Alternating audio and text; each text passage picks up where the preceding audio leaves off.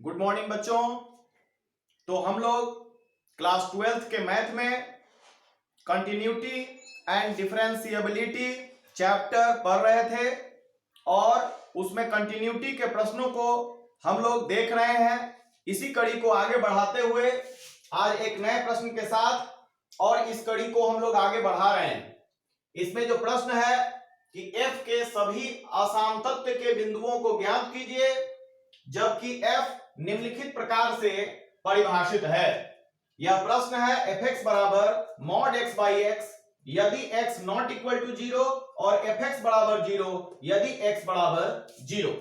तो बच्चों यहां आप देख रहे हैं कि fx का जो वैल्यू दिया है वह x बराबर 0 और x नॉट इक्वल टू 0, यह दो स्थितियों में fx का वैल्यू दिया गया है। यह जो x नॉट इक्वल टू 0 दिया गया है यह दोनों स्थितियों में, यानी कि जब x का मान 0 से छोटा होगा और जब x का मान 0 से बड़ा होगा, दोनों स्थितियों में इसी मान का प्रयोग हम लोगों को करना है।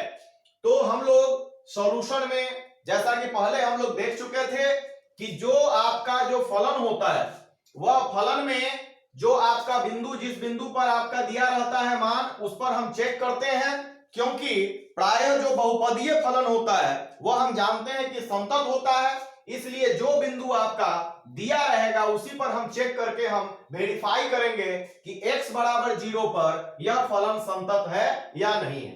तो x बराबर 0 पर हम चेक कर रहे हैं। LHL पहले निकालते हैं, यानी limit x tends to 0 minus fx, और 0 माइनस का मतलब होता है 0 से छोटा।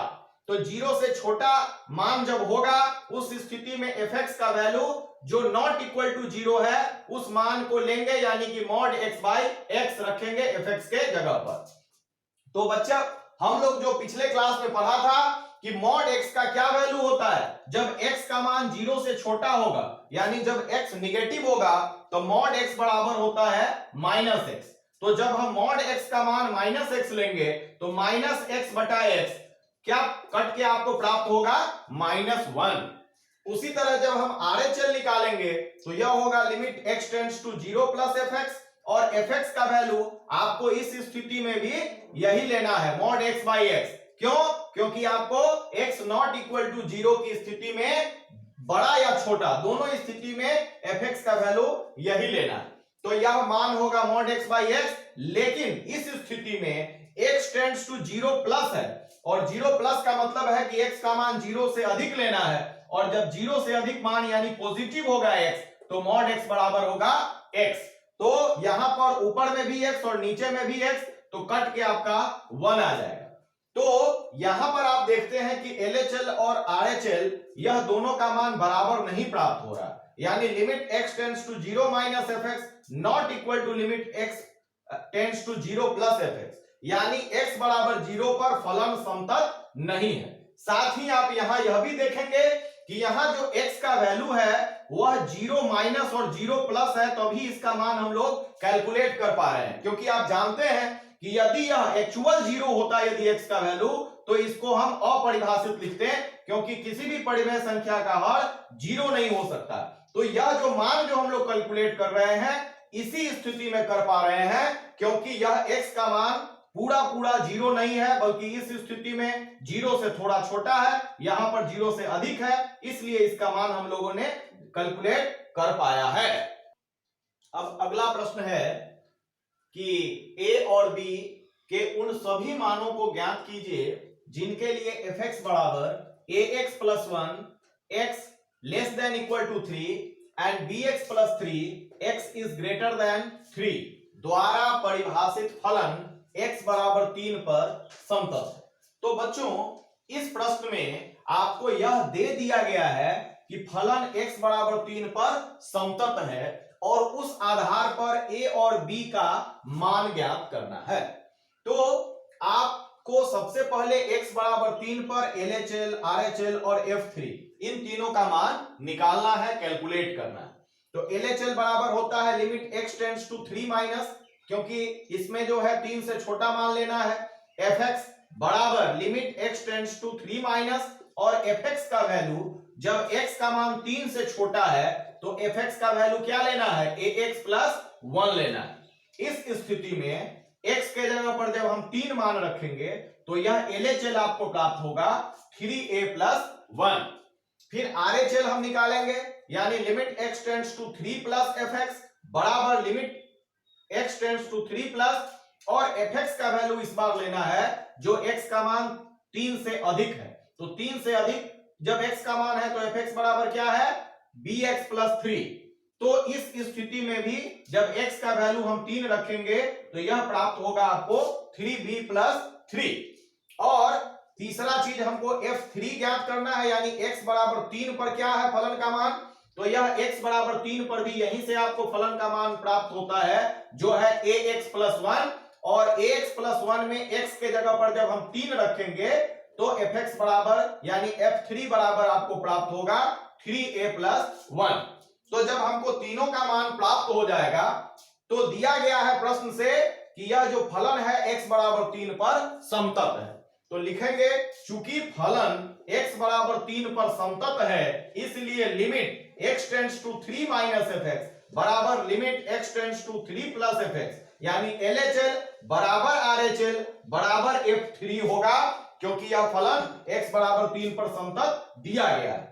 और इन स्थितियों में जो उनका मान आया है उसको हम बराबर करेंगे तो हम देखते हैं कि LHL में जो मान है 3a प्लस 1 और f3 का मान जो है 3a प्लस 1, ये दोनों तो सेम है, और इसी के बराबर जो है 3b बराबर प्लस 3b हमको करना है। तो हम इसका मान LHL का मान हम रखा और फिर RHL का मान हमने रखा और f3 का मान तो आपका LHL के बराबर है, इसलिए केवल इन दोनों को सॉल्व करने से हमको a और b का मान प्राप्त होगा। तो फिर या 3a बराबर होगा 3b प्लस 3 माइनस 1, यानी कि ये हो गया 3b प्लस 2, और यह जो 3 था वो बटा में जाएगा। आप 3 को जब अलग अलग करेंगे तो 3 से 3 कट जाएगा, तो यहां पर प्राप्त होगा b प्लस 2/3। तो इसमें आप b का अलग अलग मान रखकर a का संगत मान ज्ञात कर सकते हैं, और इस तरह से यही आपका सॉल्यूशन है, यही आपका आंसर होगा। अब एक अलग प्रश्न, अगला प्रश्न देखते हैं कि दर्शाइए कि gx बराबर x minus integral point x द्वारा परिभाषित फलन समस्त पूर्णांक बिंदुओं पर असमतत है। यहां x का जो बड़ी कोष्ठ में आप देख रहे हैं चिन्ह, यह उस महत्तम पूर्णांक को निरूपित करता है जो x के बराबर है या x से कम है।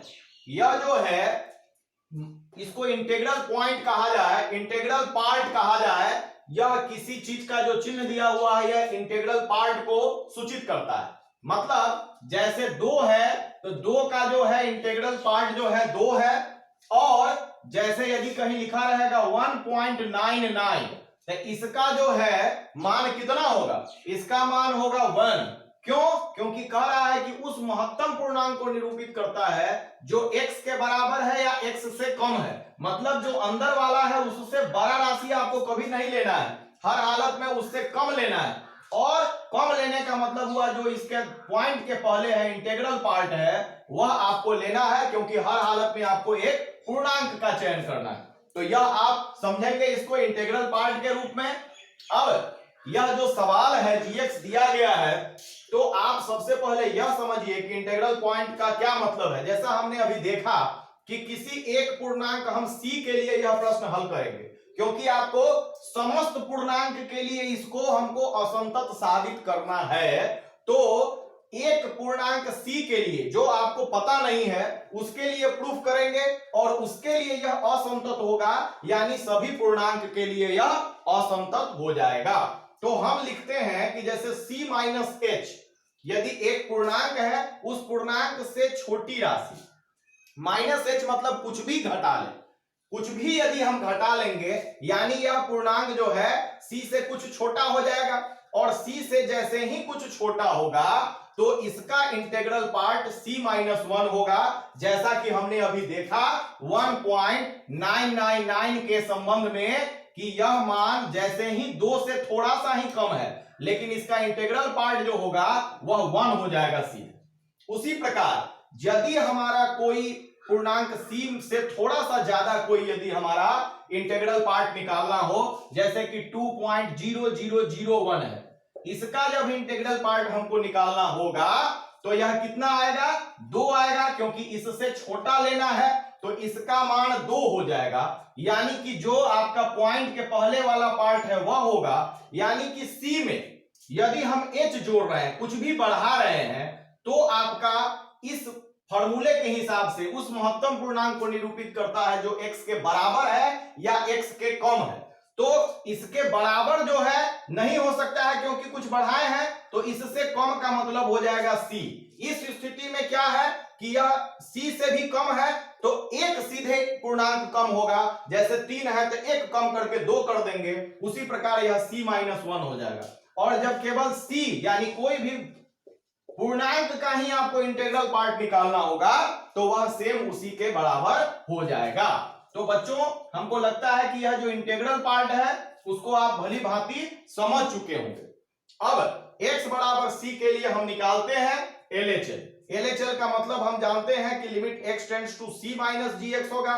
gx का जो वैल्यू है उसको हमने रखा है और इसको इस सवाल में पहली बार हम इंट्रोड्यूस कर रहे हैं। आप समझेंगे कि यहां जब x tends to c minus होगा, इसी चीज के लिमिट को यानी LHL को दूसरे तरीके से कैसे लिखा जाता है, तो हम इसको चेंज कर रहे हैं, x बराबर c माइनस h लिख रहे हैं। c माइनस h इसलिए लिख रहे हैं कि वहां पर हम h टेंड्स टू 0 कर रहे हैं, मतलब c से नगण्य कोई राशि घटा रहे हैं। वह जो घटा रहे हैं राशि h उसका मान टेंड्स टू 0 हो रहा है, मतलब उसका कोई वैल्यू नहीं है, लेकिन c माइनस का मतलब है कि कुछ घटाना है, इसलिए इसको हमको c माइनस h के रूप में मान रहे हैं। तो जब x का मान हम c माइनस h रखेंगे और पहले से आपका x टेंड्स टू c था, तो जब x का मान c होगा तो h का मान क्या होगा, 0 होगा, मतलब x हो रहा है c, तो यहां पर h का कोई वैल्यू नहीं है, यानी यहां पर जो है h टेंड्स टू होगा 0। तो हम यहां पर इसको बदल के लिखेंगे limit h tends to 0, x के जगह पर हम लिखेंगे c माइनस h और माइनस फिर x के जगह पर c माइनस h, और यहां पर c माइनस h का इंटीग्रल पार्ट हम पहले से निकाल चुके हैं, वह है आपका c माइनस 1। इसको जब सॉल्व करेंगे तो यह माइनस c और प्लस 1 होगा, तो माइनस c से प्लस c कट जाएगा और प्लस 1 पहले आएगा और माइनस h बाद में जाएगा और h टेंड्स टू 0 है, यानी इसका मान आपका 1 प्राप्त हो जाता है। उसी प्रकार जब हम RHL निकालेंगे तो x tends to c plus gx, इस स्थिति में भी आपका फलन का मान वही रहेगा, लेकिन जब इसको हम कन्वर्ट करेंगे तो यहाँ c प्लस है यानी c से कुछ बड़ी राशि है, तो इसके लिए हम c प्लस h का प्रयोग करेंगे, जहां पर h टेंड्स टू 0 होगा, ताकि ch का जो वैल्यू है वो बहुत नगण्य है और लेकिन c से अधिक है, और माइनस फिर x के जगह पर c प्लस h का प्रयोग करेंगे, और जब इसको सॉल्व करेंगे तो यह माइनस c और माइनस जो है h होगा। तो आपका यह जो मान है यह नहीं, इसको इसका इंटीग्रल पार्ट आपको रखना है, इसका इंटीग्रल पार्ट जो हमने यहां निकाल के रखा है उसको रखना है, इसको ये ब्रैकेट नहीं है, यह इंटीग्रल पार्ट को व्यक्त करता है। तो c प्लस h का इंटीग्रल पार्ट क्या था आपका, c था, तो आपको यहां पर c प्लस h के इंटीग्रल पार्ट के जगह पर c रखना है, और इस c से यह c कट जाएगा तो आपका बचा h, और h टेंड्स टू 0 है, यानी आपको RHL प्राप्त हो रहा है 0। तो आप देखते हैं बच्चों कि LHL आपका 1 आता है, RHL आपका 0 आता है, यानी LHL not equal to RHL, और यह किसके लिए है, किसी पूर्णांक c के लिए है, यानी सभी पूर्णांकों के लिए यह सत्य है कि LHL और RHL इक्वल नहीं है, अर्थात किसी पूर्णांक पर फलन समतत नहीं है, यह प्रूव हुआ। तो बच्चों इस प्रकार जो है यह प्रक्रिया चलती रहेगी, आप इस चैनल को सब्सक्राइब करें और यह वीडियो देखते रहें। धन्यवाद।